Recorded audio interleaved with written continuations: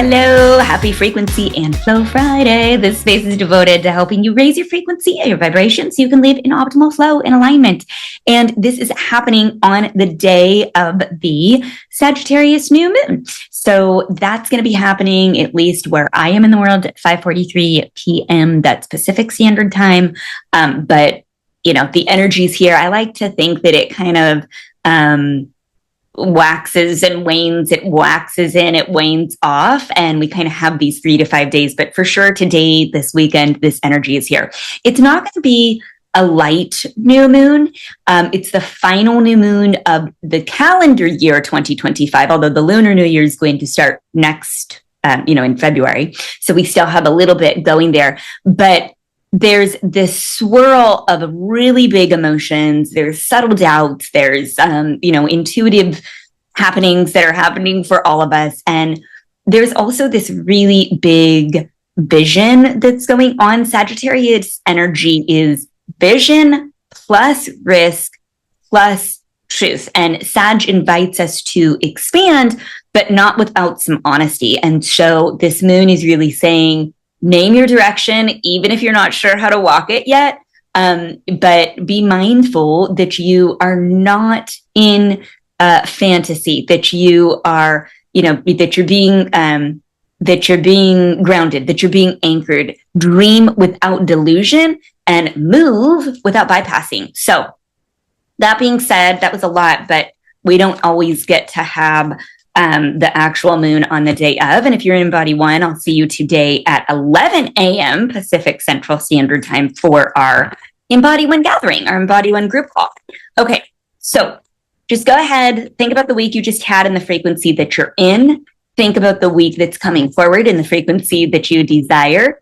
After all that we have is really now. So choosing to shift into your highest frequency, choose position 1, 2, or 3, and let's see how you're supported. So if you're choosing position 1, the card you get is Signs, but it's coming in upside down. I want to say if you're choosing this position, you might be ready to finally speak out a truth that, you might be doing things for this cycle, like clinging to a known situation that's really draining you, or choosing the known because it's very comfortable. You are getting signs and pathways to help you really open up to what is optimal and maybe where you shouldn't, or it's not beneficial to actually be clinging. So what are you pretending to not hear? What are you pretending to not see? Really use this as universal symbolism and nudges, right?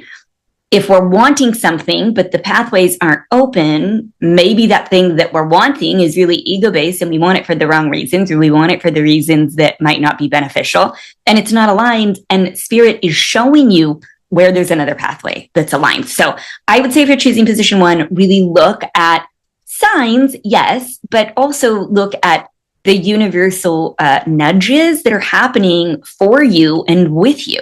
And especially if you're trying to hang on, cling on, force something to happen, all of the things. If you're choosing position number 2, the card you get is Move. This is interesting. So if you're choosing this position, this could be actually move. It could be moving your home. It could also be, especially during this time, because I feel like it's a very slow time. We're supposed to kind of be going inward. It's a new moon, so it's quieter. Moving could be moving breath. It could be doing like a somatic drop-in.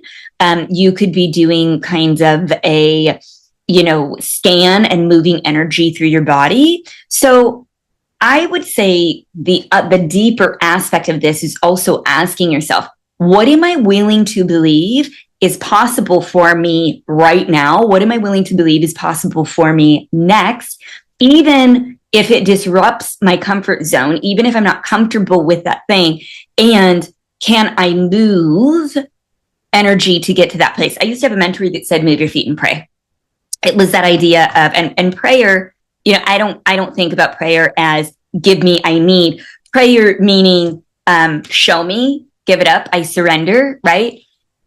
and then you have to move on it, right? So moving energy. This is a really sensitive time. So movement can be very slow. She's actually pictured in this image just doing yoga. Movement could be very slow. I also want to say to really hydrate if you're choosing this position. But that whole idea of move your feet and pray, right? Give it to God, give it to spirit, show me, thank you for showing me. And then you still have to take action and follow the nudges. And then finally, if you are choosing position 3, the card you get is helpful people and travel. So that's really fun. Maybe you're planning travel. I would say, right now it's a really busy time. We're heading into a big holiday week. If you celebrate Christmas, Merry Christmas a little bit early. We're in the final clearing days in the calendar year of a 9-year cycle. Really think about the helpful people travel sector is a link to ancestors. It's linked to our guides. It's linked to our angels. It's the area in our home, which, by the way, if you're choosing this position, from the front door, immediately when you walk in, the area of your home, my little puppy's barking over here, to the right, that's helpful people and travel.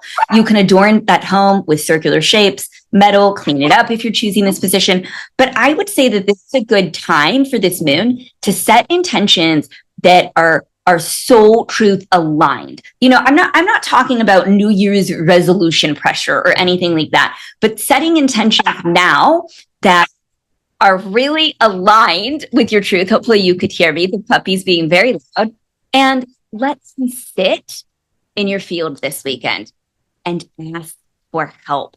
Ask for help from the ancestors, from your guides.